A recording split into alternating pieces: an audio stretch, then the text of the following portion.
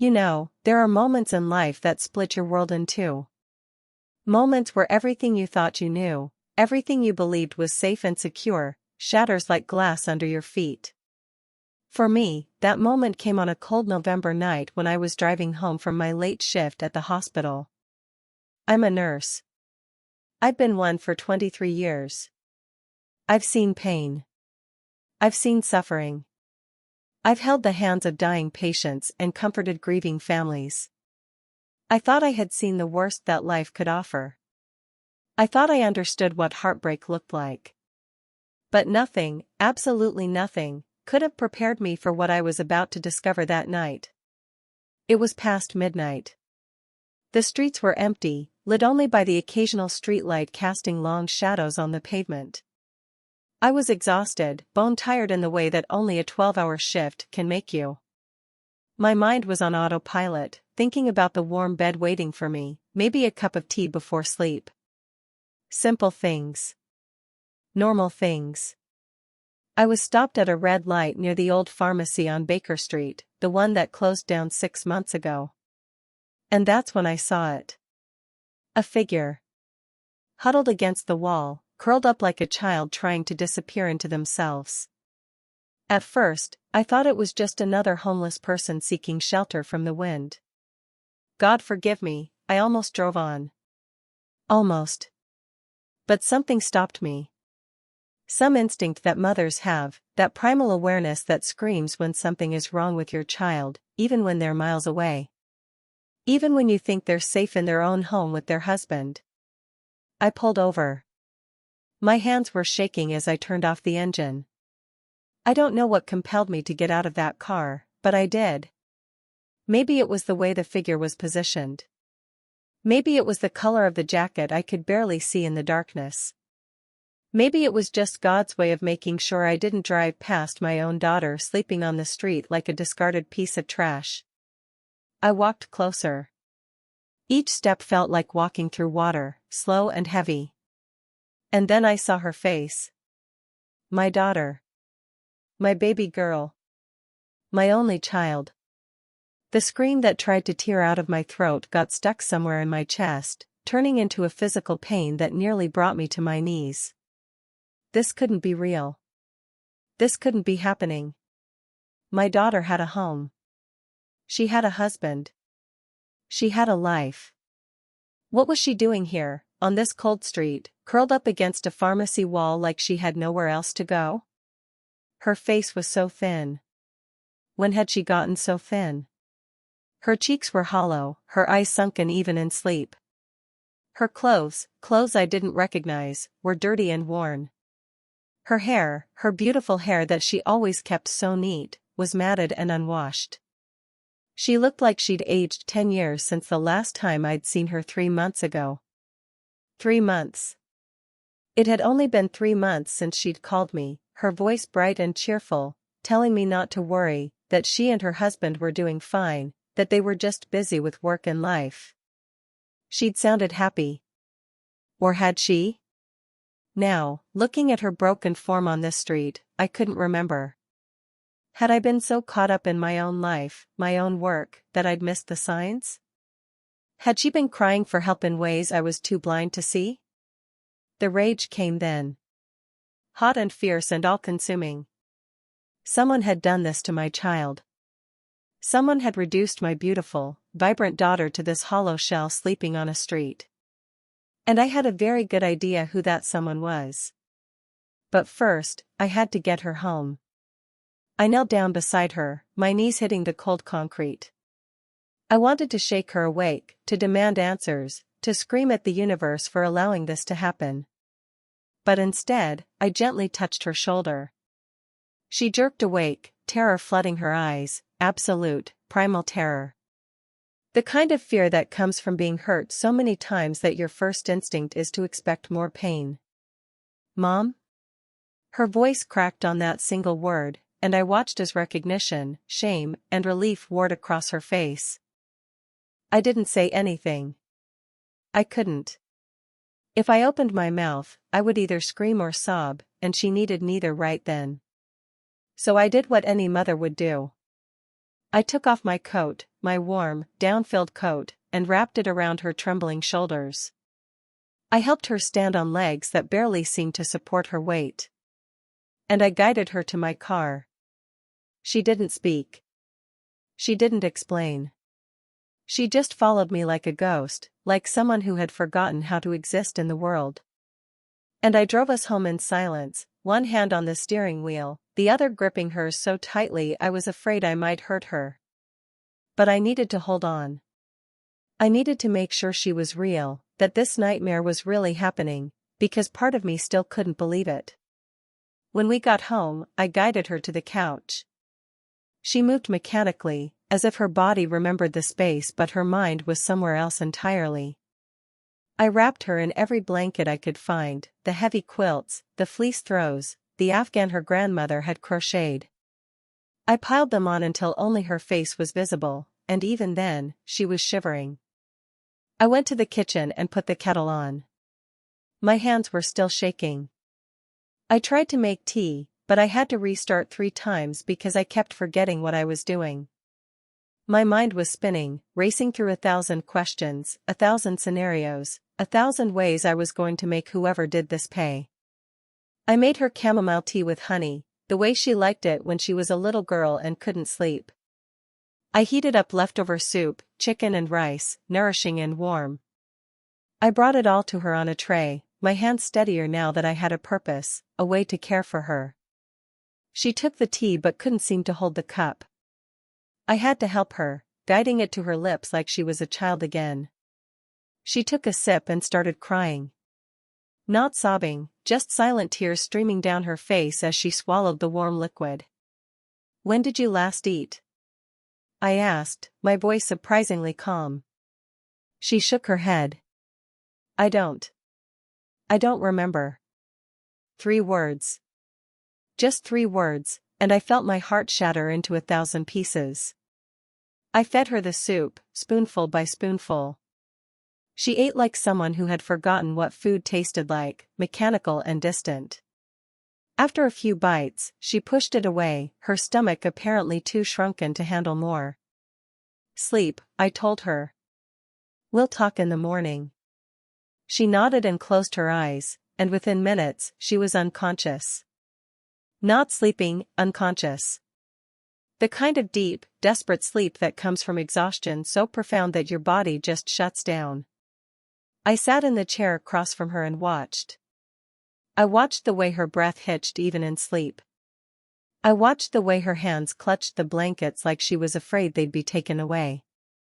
I watched the way her face twitched with dreams that were probably nightmares. And I realized something that made my blood run cold. This wasn't new. This wasn't something that had just happened. This had been going on for a long time. The weight loss, the haunted look in her eyes, the way she flinched when I touched her, these were signs of prolonged suffering. Of systematic destruction. My daughter hadn't just fallen. She'd been pushed. Again and again and again, until she had nowhere left to fall but the street. I stayed awake all night, watching her sleep, and making plans. Because somewhere out there was the man who had vowed to love and protect my daughter. The man who had looked me in the eyes on their wedding day and promised to cherish her. The man who had called me mom and smiled and acted like he was the luckiest man alive to have my daughter as his wife. And that man was going to answer me. Not with violence. Not with screaming or threats. No, I was going to destroy him the way he'd destroyed my daughter, methodically, completely, and without mercy. I was going to take apart his life piece by piece until he understood what it felt like to have nothing. To be nothing. Because nobody hurts my child and walks away unscathed. Morning came too quickly and not quickly enough. I dozed off sometime around 5, but I was jolted awake by the sound of movement. My daughter was sitting up, the blankets pulled around her waist, staring at her hands like she didn't recognize them. "I'm sorry," she whispered. Those were the first words out of her mouth. Not "thank you" or "I need help" or "something terrible has happened." Just "I'm sorry." "Don't," I said, my voice sharper than I intended. Don't you dare apologize to me. She flinched, and I hated myself for it. I moved to sit beside her on the couch, gentler now, and took her hands in mine. They were so cold, even after a night wrapped in blankets. Tell me what happened, I said. Tell me everything. And she did. The words came slowly at first, then faster, tumbling over each other like a dam had broken. And with every sentence, every revelation, I felt the rage inside me grow hotter and more focused. She told me how it started small. How he'd suggested putting the house in his name for tax purposes. How he'd been so convincing, so reasonable, pulling out articles and documents that seemed to support his argument. How she'd trusted him because why wouldn't she? He was her husband. The man she'd chosen to build a life with. She told me how he changed after the papers were signed. How the criticism started. How nothing she did was good enough. How he'd started coming home late, smelling a perfume that wasn't hers. How when she'd asked about it, he'd accused her of being paranoid, insecure, crazy. She told me about the day she came home early from work and found him packing. Not just his clothes, everything. The furniture they'd bought together. The wedding gifts. Even the paintings off the walls. And when she'd asked what was happening, he'd smiled. Actually smiled. I sold the house, he'd said. You might want to start looking for a new place to live. Just like that. Casual. Like he was telling her what he wanted for dinner. She told me how she'd begged him to explain. How she'd asked where she was supposed to go, what she was supposed to do. And his response made me want to commit violence right there in my living room. That's not my problem anymore, he'd said. I've got a new life now. A better one. With someone who isn't so broken. Broken. He'd called my daughter broken. She told me how he'd moved in with another woman. The mistress he'd been seeing for months, probably longer. How he'd taken everything, the house, the savings, the car, and left her with nothing. Not even the clothes on her back, because those belonged to his house. She told me how she'd tried to fight it. How she'd gone to a lawyer, but couldn't afford the retainer. How she'd gone to the police, but was told it was a civil matter. How she'd tried to stay with friends, but felt like such a burden that she couldn't bear it. And then she told me the worst part. The part that made me understand why I'd found her on that street. I couldn't come to you, she sobbed. He told me, he said that you'd worked so hard your whole life, that you deserved peace and rest, and that showing up broken and homeless would just destroy you. He said you'd look at me with disappointment. That you'd wonder where you went wrong raising me. He said that the greatest gift I could give you was to handle my own mess and not burden you with it. I felt something inside me crack. Because he'd known. That bastard had known exactly what to say to keep my daughter away from the one person who would have helped her. He'd weaponized my daughter's love for me against her. He'd turned her compassion and consideration into a prison that kept her silent and suffering. I was ashamed, she continued, her voice breaking. I was so ashamed, Mom. I'd failed at my marriage. I'd lost everything. I'd let myself be manipulated and used. How could I face you? How could I tell you that your daughter was so stupid, so weak, that she let a man destroy her entire life? I pulled her into my arms then, holding her as tight as I dared while she sobbed into my shoulder. My own tears were falling now, hot and angry, soaking into her hair. Listen to me, I said, my voice fierce. You are not stupid. You are not weak. You are not broken. You loved someone, and he used that love to hurt you. That's not a weakness. That's being human. And the fact that you tried to protect me, that you suffered alone because you didn't want to burden me, that's not stupidity. That's the kind of selfless love that I taught you. But baby, you got it wrong. You could never be a burden to me. Never. You are my daughter. You are my heart walking around outside my body. And there is nothing, nothing, that you could do or that could happen to you that would make me love you less or want you less in my life." She cried harder, and I held her tighter, and we stayed like that for a long time. But even as I comforted her, even as I whispered reassurances and promises that everything would be okay, a cold, calculated fury was solidifying in my chest. That man had done this. That man had taken my bright, confident, successful daughter and systematically dismantled her until she believed she was worthless. Until she believed she deserved to sleep on the street rather than ask her own mother for help. And I was going to make him pay for every single moment of suffering he'd caused her. After she'd cried herself out and fallen back asleep, I got to work. I'd asked her for everything she had, every document, every email, every text message, every scrap of evidence of what he'd done. At first, she'd seemed confused, like she couldn't understand why I'd want such things. But then something flickered in her eyes. Something that might have been hope. "I kept some stuff," she'd admitted. "I don't know why. I couldn't throw it away. I had this feeling, you know? Like maybe someday it would matter." Thank God for that feeling. Thank God my daughter's instincts had been stronger than her despair. She'd given me her phone, an old, cracked thing he'd let her keep only because it was worthless.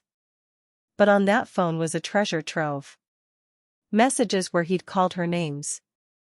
Long, abusive texts detailing everything that was wrong with her. Evidence of his affair, photos, conversations with the mistress, plans they'd made while he was still married.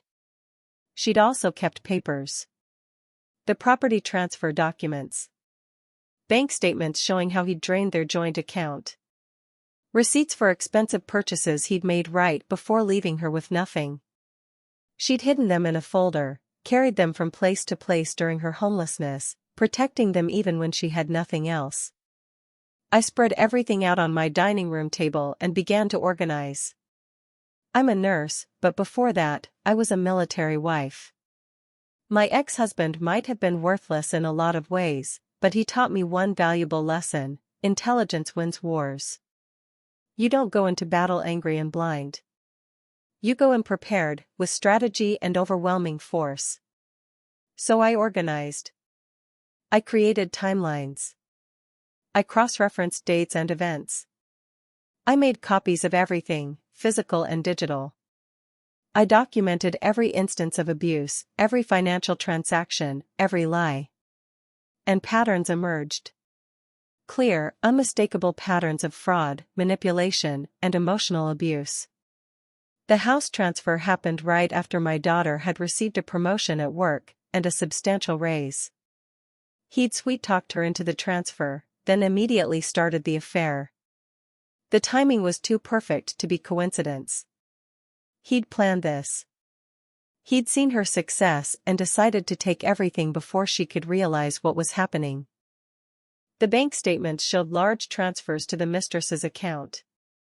Purchases of jewelry, clothes, furniture, all while my daughter was being told they needed to tighten their belts and that her spending on groceries was irresponsible.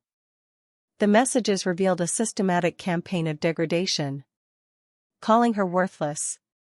Telling her she was lucky he stayed with her at all. Comparing her unfavorably to other women.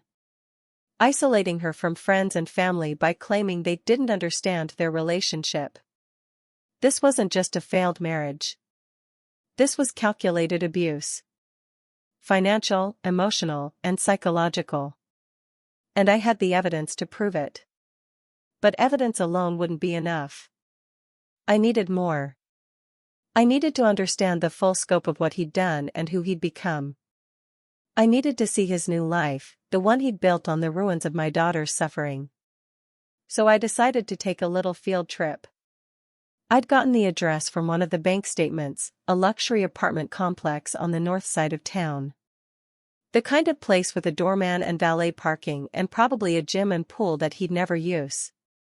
The kind of place my daughter could have lived in with her salary if he hadn't stolen everything from her. I drove there on a Tuesday afternoon, telling my daughter I had errands to run.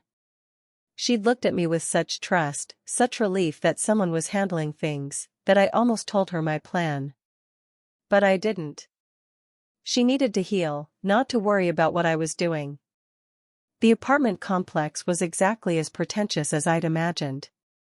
All glass and steel and modern architecture that probably cost a fortune and had all the warmth of a morgue. I parked across the street and waited. I didn't have to wait long. He emerged around 3 o'clock, and I felt my hands tighten on the steering wheel. He looked good. Healthy. Happy. Well-fed and well-dressed in clothes that probably cost more than my monthly mortgage. He was laughing, talking on his phone, without a care in the world. While my daughter was sleeping on the street, this bastard was living in luxury. I watched him get into a new car, a BMW, sleek and black, and drive away.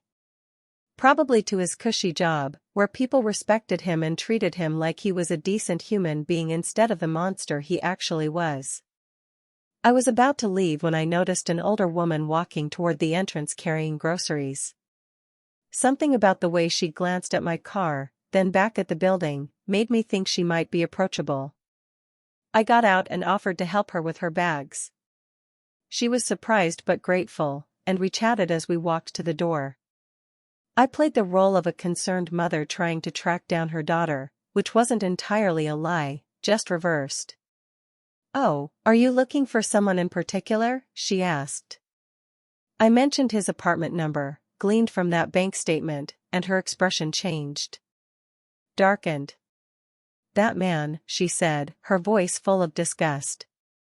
"That poor girl he was with before, the one who used to live here with him. I heard them fighting. Everyone did. The walls aren't as thick as they pretend. He was horrible to her. Called her terrible names. I heard her crying so many nights. My heart stopped. The one who lived here before? Yes, lovely girl. Thin, dark hair, always looked so sad. One day she was just gone. And then suddenly this new woman shows up, and he's parading her around like nothing happened. Like that poor girl never existed." "Did you?"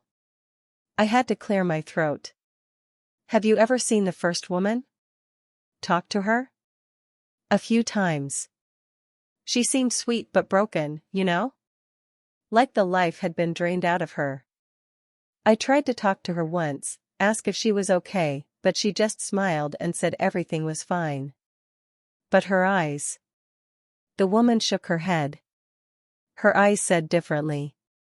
"Then one day I saw her in the parking garage, and she had a black eye." "A black eye." I asked her what happened, and she said she'd walked into a door. But we both knew that was a lie. A black eye. He'd hit her. My daughter. And she'd never told me. The rage that washed over me was so intense I had to lean against the wall to keep from falling. The woman must have seen something in my face because she touched my arm gently. "That girl, she was your daughter, wasn't she?" I nodded, not trusting my voice. "I'm so sorry," she said. "I should have done more. Should have called someone." But she always insisted she was fine, and I didn't want to intrude. Is she okay?" "She will be," I managed to say. "She's safe now. She's home." The woman's eyes filled with tears. "Thank God. I've been worried about her. That man is evil. Pure evil. And this new woman? She has no idea what she's gotten herself into. I've seen him with her, the same pattern starting already. The criticism, the control. It's only a matter of time." We talked for a few more minutes. She gave me her number, told me to call if I needed someone to testify about what she'd witnessed. And as I walked back to my car, my resolve hardened into something diamond strong. He'd hit my daughter. He'd left bruises on her body to match the ones on her soul. And she'd hidden it from me because he'd convinced her that she deserved it, that it was her fault, that no one would believe her. Oh, I believed her. And I was going to make sure everyone else did too. When I got home, my daughter was awake, sitting at the kitchen table with a cup of tea. She looked better, slightly. The warmth and food and safety were starting to show in her face, even if the damage would take much longer to heal. "Where did you go?" she asked. "Just errands," I said, keeping my voice light. "How are you feeling?" "Better. Still tired." "Still." She trailed off, but I understood. Still broken. Still hurt. Still not believing this was real. I sat down across from her and took her hands. "Baby, I need you to know something. You are safe here. This is your home. It always has been. And no one, is ever going to hurt you again. I promise you that." She nodded, but I could see the doubt in her eyes. The fear that this safety was temporary, that at any moment it would be ripped away like everything else had been. "I also need you to know," I continued, "that what happened to you was not your fault. You didn't deserve it. You did nothing wrong. You loved someone, and they used that love to hurt you. That's on them, not you." "But I should have known." "No," I interrupted firmly. "Abusers are experts at hiding who they really are. They're charming and convincing, and they make you doubt your own reality. That's what they do. It's calculated. Intentional. And you are not the first person to fall for it, and you won't be the last. But you survived it. You're here. You're alive. And now you have me in your corner, and I will move heaven and earth to make sure you get justice." "Justice?" She looked confused, almost scared. "Mom, I just want to forget about it. Move on." "I don't want to." "He hit you," I said quietly. The color drained from her face. "How did you?" "A neighbor." She saw. She remembered. "And baby, if he hit you, if he abused you, he doesn't get to just walk away and live happily ever after. He doesn't get to do this to someone else. Because there will be someone else. There already is someone else. And unless someone stops him, she'll end up just like you." My daughter was crying again, but these tears were different. Angry tears. Frustrated tears. "What can we even do? He took everything. The house was in his name. The money was joint. The lawyers said I don't have a case." "The lawyers you talked to before didn't have all the evidence," I said. "They didn't have the messages, the financial records, the timeline. They didn't have witnesses. But we do now. And I know someone who will help us." I'd already made the call. An old friend from my military days had become a lawyer specializing in family law and fraud. She owed me a favor from years ago, and when I'd called her that morning and explained the situation, her response had been immediate and fierce: "Bring me everything you have. We're going to destroy this bastard." We met with Rachel the next day. I'd convinced my daughter to come with me, though she'd been reluctant. Too much disappointment, too many people who'd failed to help. But Rachel was different. She listened to my daughter's story without interruption, her expression growing darker with every detail. When my daughter finished, Rachel leaned back in her chair and said, "I'm going to be very clear with you.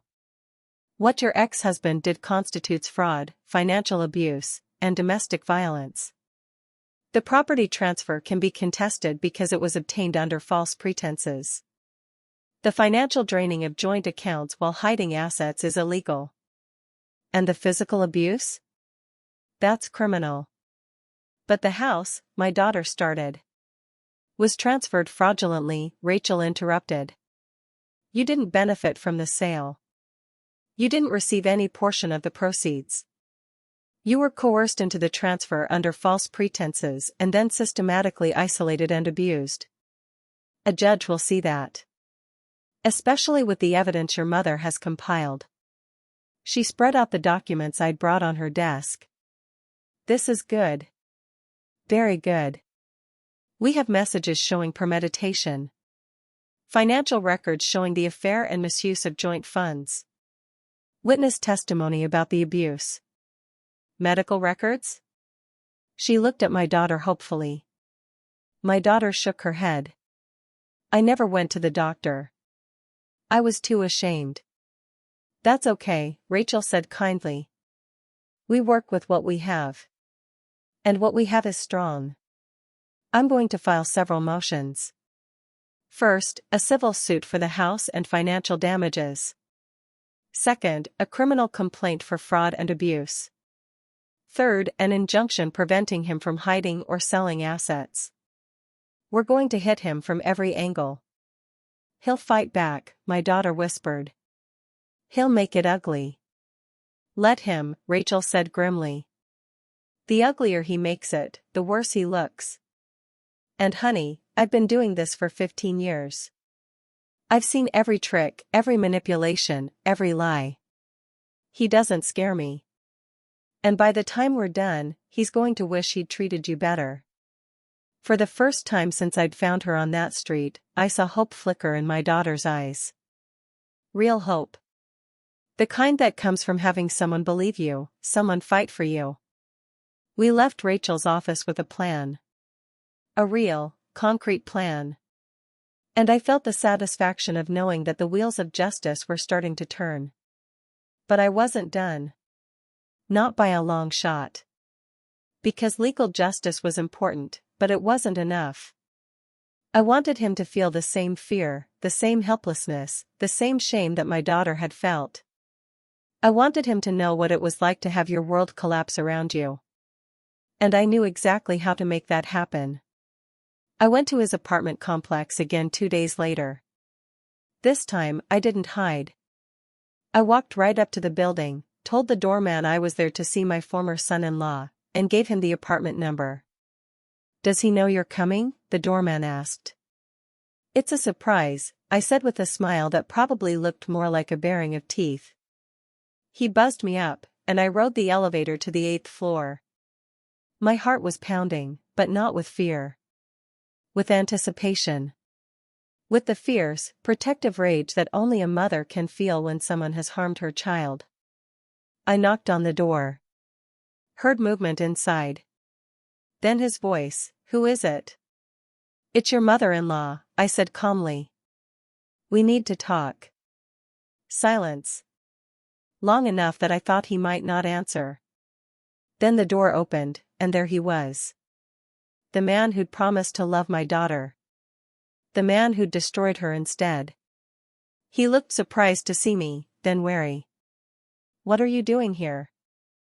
Can I come in? Or are you going to make me have this conversation in the hallway where all your neighbors can hear?" He hesitated, then stepped aside. The apartment was exactly what I'd expected, expensive, modern, cold. No personal touches. No warmth. Just a showroom for a man playing at success.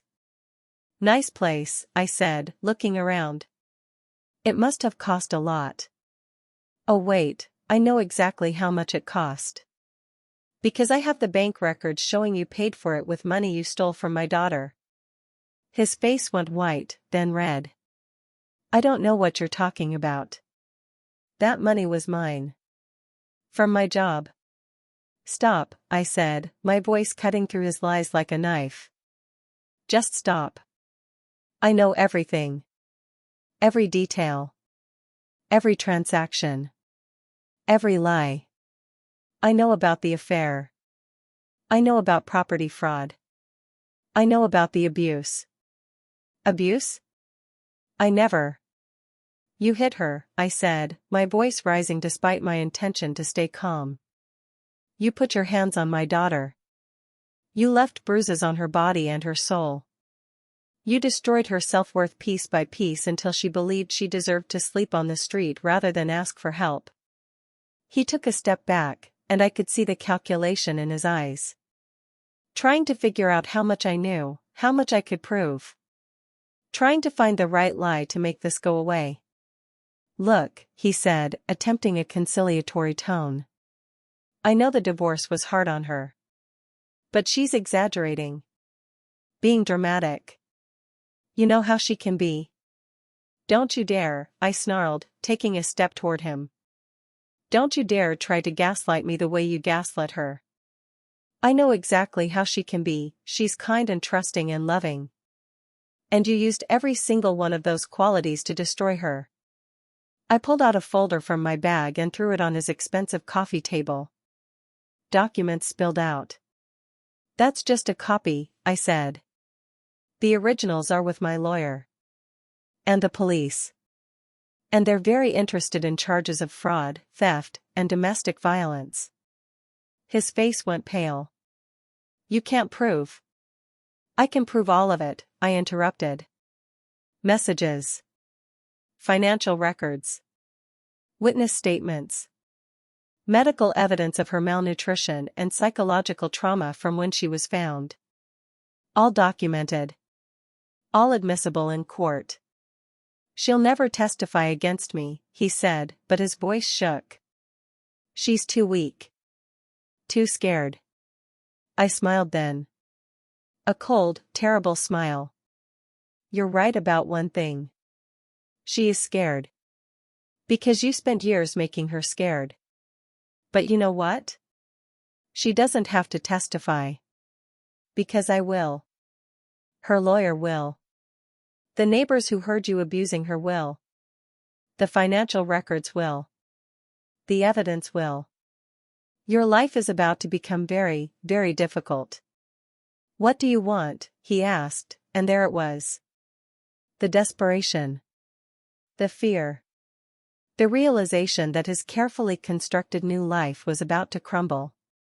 I want you to understand something, I said, my voice deadly quiet. You hurt my daughter. You took everything from her and left her with nothing. You made her believe she was worthless.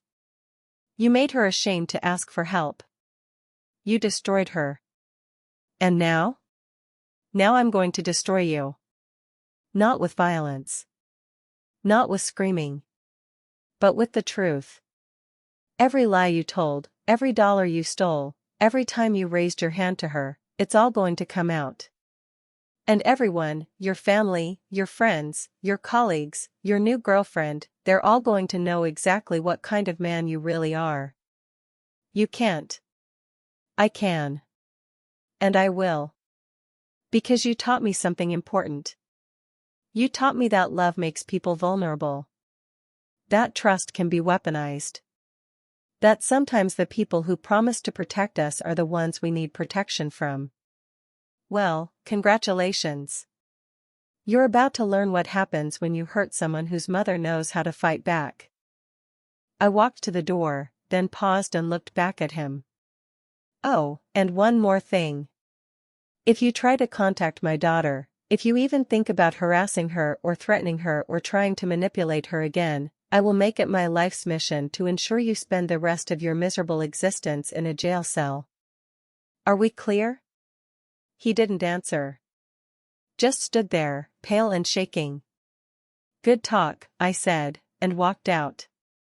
I'll admit, I felt a savage satisfaction walking out of that apartment. Seeing the fear in his eyes, the realization that his actions had consequences. But the satisfaction was short-lived because I knew this was just the beginning. Men like him don't go down easy. They fight. They manipulate. They try to turn the tables and make themselves the victim. And true to form, he started trying to do exactly that. The next day, my daughter received a call from a number she didn't recognize. She answered it on speaker, and I was glad she did because it was him. Baby, he said, his voice dripping with false sweetness. Your mom came to see me. She's got some crazy ideas about what happened between us. I think she's confused.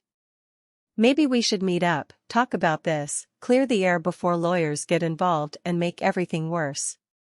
My daughter looked at me, uncertain. I shook my head and mouthed, hang up. But she found her voice. A small voice, but getting stronger. Don't call me baby. You don't get to call me that anymore. You don't get to call me anything. Come on, don't be like that. We had some good times, didn't we? Remember when? I remember you hitting me, she said, and her voice was stronger now. I remember you calling me worthless. I remember you taking everything and leaving me homeless. Those are the memories I have. That's not, you're remembering it wrong. You were always so emotional, always. She hung up. And then she looked at me and started laughing. Not happy laughter, but the kind of laughter that comes from disbelief. Did he really think that would work? Did he really think I'd fall for that again? Yes, I said honestly. Because it's always worked before. Because he's used to you being vulnerable and isolated. But you're not anymore. You have me. You have Rachel. You have people who believe you and support you. And he can't manipulate his way out of that. But he tried. Oh, how he tried. Over the next few days, he called repeatedly. Left voicemails alternating between pleading and threatening. Sent messages through social media. Even showed up at the hospital where I work, asking the receptionist to speak with me. I had him escorted out by security. That night, I decided it was time for the next phase of my plan. Because there was one more person who needed to know the truth. Someone who was currently living in the fantasy he'd created, unaware that she was dating a monster. The mistress. I found her address easily enough, the same luxury apartment, different unit. I waited until I saw him leave for work, then knocked on her door. She answered looking tired and stressed. Very pregnant too, at least 6 or 7 months along. My heart sank. This was worse than I'd thought. Can I help you? She asked warily. My name is Margaret, I said. I'm the mother of the woman your boyfriend was married to. Can we talk? I expected her to slam the door in my face. Instead, she looked defeated and said, I guess you might as well come in. Her apartment was smaller than his, less fancy. And messier, baby clothes and supplies scattered around. She sat down heavily on the couch, one hand on her swollen belly. I know what you must think of me, she started. I don't think anything of you, I said honestly. I don't know you. But I do know my daughter. And I know what he did to her. And I'm here to make sure he doesn't do the same thing to you. She laughed bitterly. Too late for that. And then she told me her story. How they'd met at work. How he'd told her he was divorced, that his ex-wife was crazy and had taken him for everything. How he'd been charming and attentive and made her feel special. How she'd gotten pregnant accidentally, and he'd seemed happy about it at first. But then things changed. The criticism started. The control. The accusations. The same pattern my daughter had described. He monitors my phone, she said quietly. Questions where I go, who I talk to. Gets angry if I don't answer immediately. Tells me I'm lucky he's staying with me despite the pregnancy trapping him. And yesterday, She touched her arm, and I saw the bruise peeking out from under her sleeve. My blood ran cold. He hit you? She nodded, tears streaming down her face. Just once. But he apologized. Said he was stressed. Said it wouldn't happen again. It will, I said firmly. It always does. Because that's who he is. My daughter can testify to that. The neighbors at his old apartment can testify to that. The pattern is clear. I pulled out my phone and showed her some of the evidence I'd collected. The messages to my daughter. The financial records. The timeline that showed his affair with her had started months before he'd left my daughter. He told me they were already separated, she whispered, staring at the dates. He said the divorce was just a formality. He lied, I said gently. He was living with my daughter, sleeping in the same bed, while seeing you.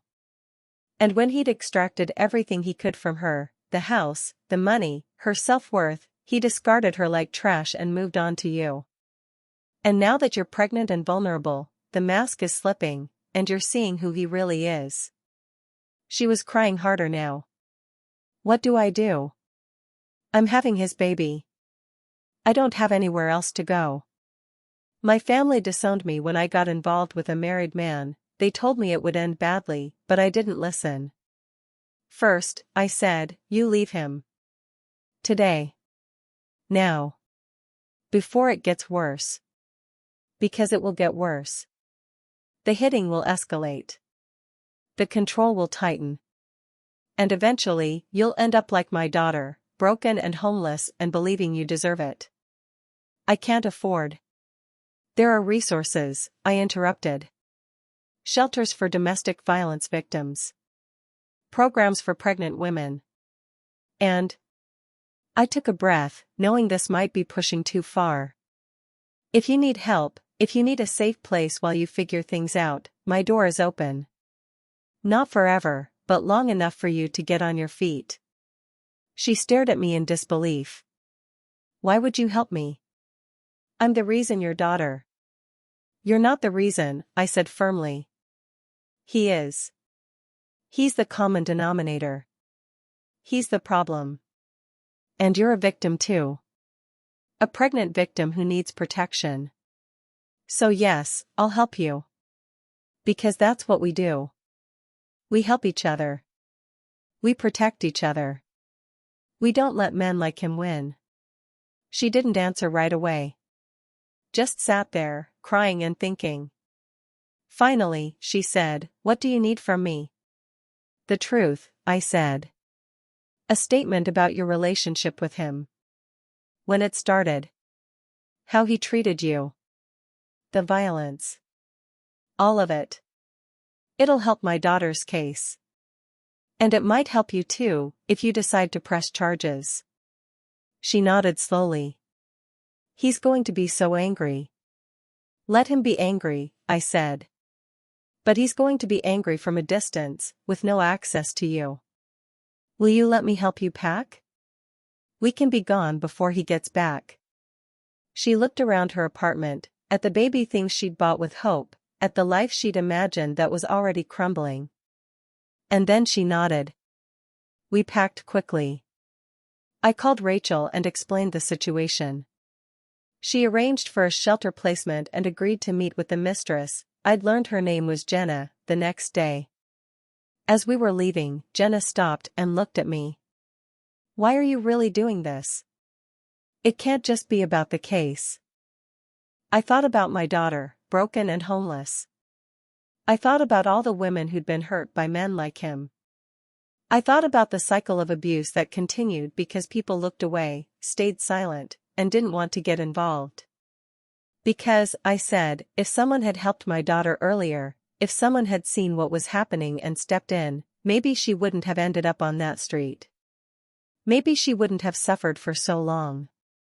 I can't change what happened to her. But I can try to prevent it from happening to someone else.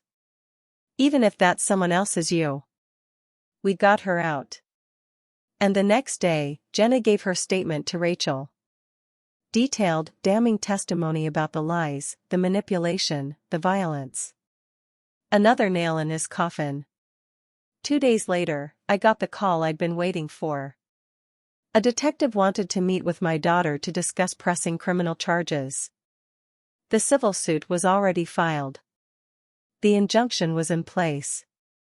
And now, finally, the criminal justice system is taking notice. My daughter was terrified.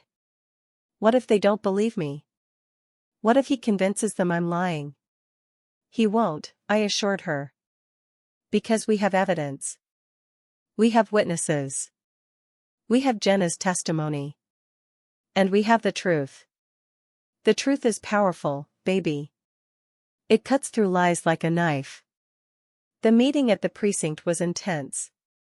The detective, a woman named Martinez who specialized in domestic violence cases, listened to my daughter's story with a focus and intensity that was almost frightening.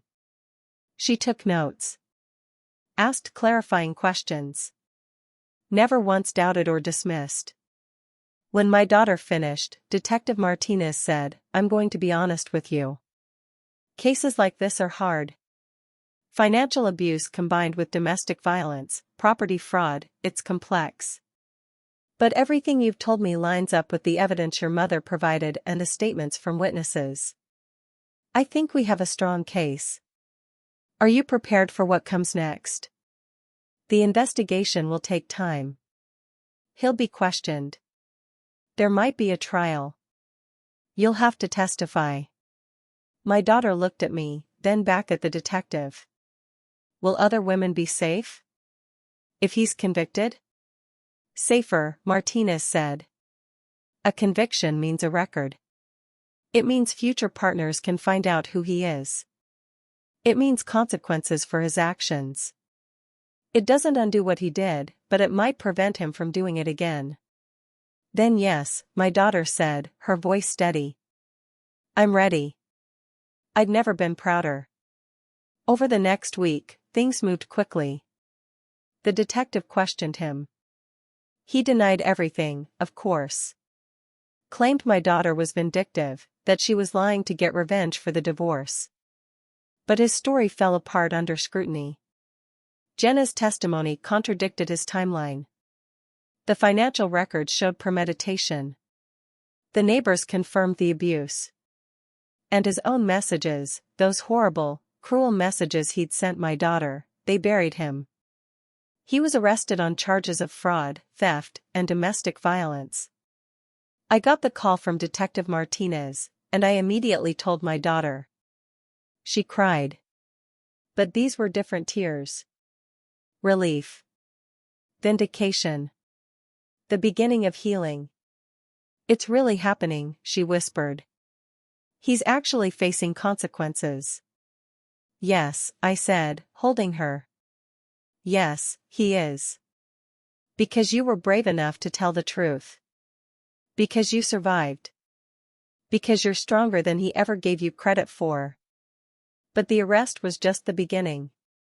Because now came the backlash. His family called me, outraged. How dare I destroy their son's life? How dare I believe my daughter's lies? Didn't I know she was manipulative, troubled, probably mentally ill? I listened to these accusations with cold fury. Your son, I said calmly, abused my daughter. He stole from her. He left her homeless. He's now been arrested because the evidence against him is overwhelming. If you want to support him, that's your choice. But don't call my home again trying to defend the indefensible. I hung up on them.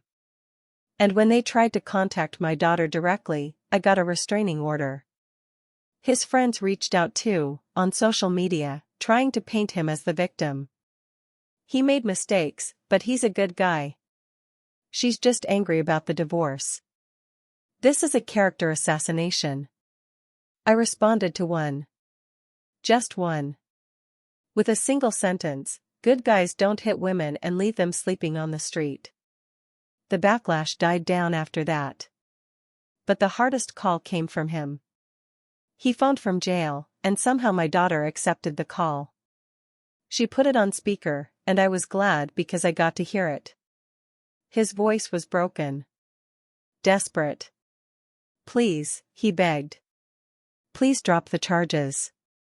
I'm sorry. I made mistakes. I was stressed.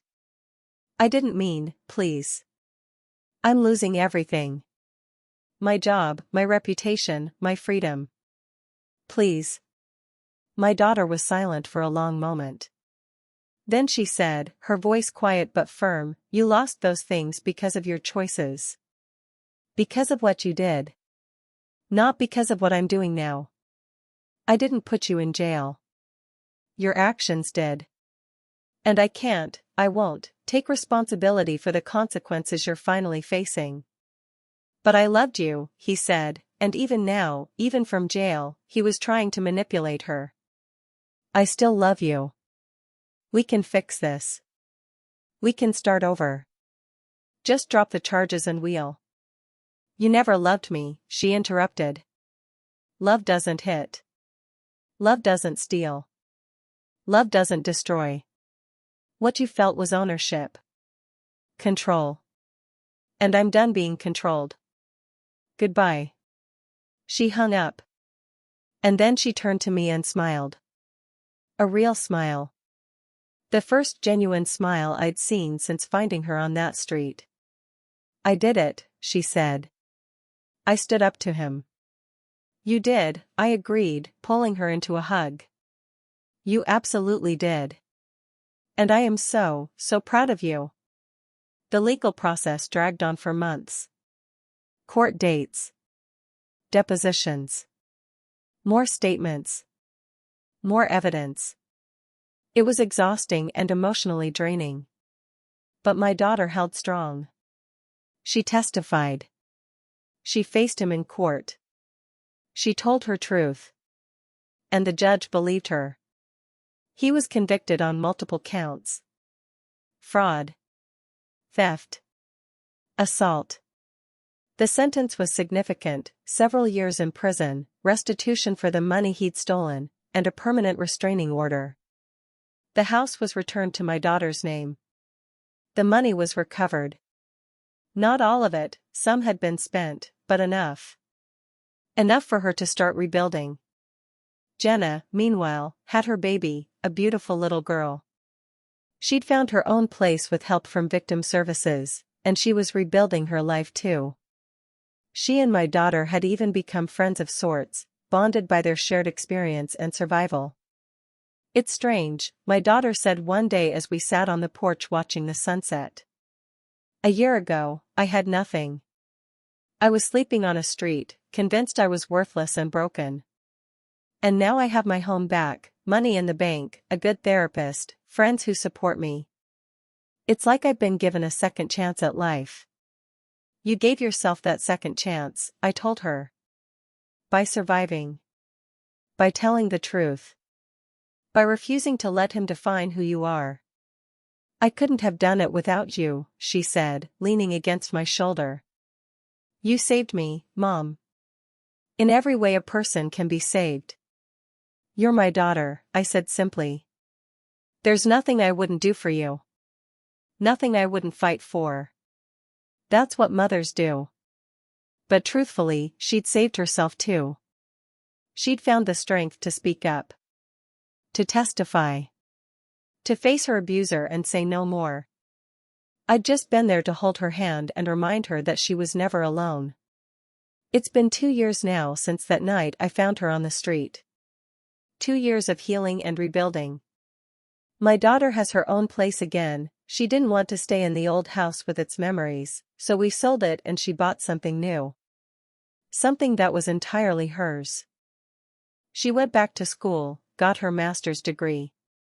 Advanced in her career. Started dating again, carefully, cautiously, but with hope. She's in therapy, working through the trauma. Some days are hard. Some days she struggles with trust and self-worth. But overall, she's thriving. Jenna is doing well too. Her daughter is almost 2 now, and my daughter has become an honorary aunt. It's a strange family we've formed, bound not by blood but by survival. By the shared experience of loving the wrong man and finding the strength to leave. And him? He's still in prison. He'll be there for a while yet. I don't think about him much anymore. He doesn't deserve my mental energy. But I truly hope, that he's learned something. That he understands the pain he caused. That he'll never hurt another woman the way he hurt my daughter and Jenna. Though I doubt it. Men like that rarely change. But it doesn't matter. Because my daughter is safe. She's healing. She's rebuilding her life into something beautiful and strong. And I got to be part of that. I got to fight for her the way every mother should be able to fight for their child. People ask me sometimes if I regret how I handled things. If I went too far. If I should have been more forgiving, more willing to let bygones be bygones. And my answer is always the same: no. No regrets. None at all. Because my daughter was dying on that street. Maybe not physically, not yet, but emotionally, psychologically. She was disappearing, erased by a man who saw her as nothing more than a resource to exploit and discard. And I refused to let that happen. I used every tool at my disposal. Evidence. Witnesses. The legal system. My own fierce maternal will. I was strategic. Methodical. Relentless. Some might call it revenge. I call it justice. Because justice isn't just about punishment. It's about protection. It's about making sure the vulnerable are defended. It's about ensuring that people who cause harm face consequences. It's about sending a message that abuse won't be tolerated, that victims will be believed, that someone will fight for them when they can't fight for themselves. And that's what I did. I fought. Not with my fists, though there were moments I wanted to. Not with violence or destruction, though the rage inside me could have fueled both. I fought with the truth. With evidence. With the determination of a mother who refuses to let her child suffer. And we won. Looking back on it all, I think about that night. The night I found my daughter curled up on a street like trash. The worst night of my life and, paradoxically, the beginning of something important. Because that night showed me what I was capable of. It showed me that when the people I love are threatened, there is no limit to what I'll do to protect them. It showed me that maternal love isn't just soft comfort and gentle words, it's fierce and protective and, when necessary, absolutely ruthless. That night changed both of us. It broke my daughter down to her foundation, but from those ruins, she's built something stronger. And it awakened something in me, a warrior mother who will fight any battle, face any enemy, overcome any obstacle to keep her child safe. We're both different now. Harder in some ways, softer in others. More cautious but also more hopeful. We know what the worst looks like. We've survived it. And that knowledge is both terrifying and empowering. My daughter says I saved her life that night. And maybe I did. But she saved herself too, every day after. She chose to heal. She chose to fight. She chose to reclaim her life from the man who tried to destroy it. And I got to help. That's the privilege of being a mother, being there in the darkest moments, holding the light until your child is strong enough to carry it themselves. If you're watching this, or listening to this, and you see yourself in my daughter's story, please know this, you are not alone. What happened to you is not your fault. You are not weak or stupid or broken. You are a survivor. And if you're a mother, or a father, or a friend, or a sibling of someone in this situation, know this, you can help. You can be the light in their darkness. You can fight for them when they can't fight for themselves. You can be the reminder that they are worthy, they are loved, they are deserving of safety and peace. Don't be silent. Don't look away. Don't let fear or awkwardness or uncertainty keep you from acting. Because somewhere out there, someone is sleeping on a street, convinced they're alone. And they need to know that they're not. They need someone to wrap them in warmth and bring them home. They need someone to believe them. They need someone to fight for them. Be that someone. As for me and my daughter, we're doing more than surviving now. We're living. Really living. She laughs again. Real, genuine laughter that fills our home with joy. She makes plans for the future, big plans, ambitious plans. She's learned to trust again, carefully building new relationships on a foundation of respect and equality rather than control and manipulation. And I've learned that I'm stronger than I knew. That love isn't passive, it's active, fierce, protective. That sometimes the greatest act of love is fighting back against those who would harm the people you cherish. We still have hard days. Days when the trauma resurfaces, when the memories are too sharp, when the healing feels too slow. But we face those days together. And gradually, they're becoming less frequent. The sun is setting now as I sit here sharing this story. My daughter is in the kitchen making dinner. She's become quite the cook, finding therapy in creating something nourishing and good. I can hear her humming, and the sound fills me with such profound gratitude that I feel tears prickling my eyes. Because she's here. She's alive. She's healing. She's thriving. And the man who tried to destroy her? He's nothing but a memory now. A cautionary tale. A reminder of what she survived and how strong she truly is. That's my story. Our story. The story of how a mother's love became a weapon against injustice. How determination and evidence and refusing to be silent brought a monster to justice. How two women, mother and daughter, faced the worst and came through it stronger. Thank you for listening to my story. If it touched your heart, if it resonated with you, if it reminded you that you're not alone or inspired you to fight for someone who needs you, then please, share it. Like this video. Subscribe to the channel. Comment and let me know where you're watching from. I love seeing our community grow, knowing that these stories are reaching people who need to hear them. Because that's how we change things. One story at a time. One survivor at a time. One person standing up and saying no more. A mother's love doesn't fade. It fights. And it triumphs. Every single time.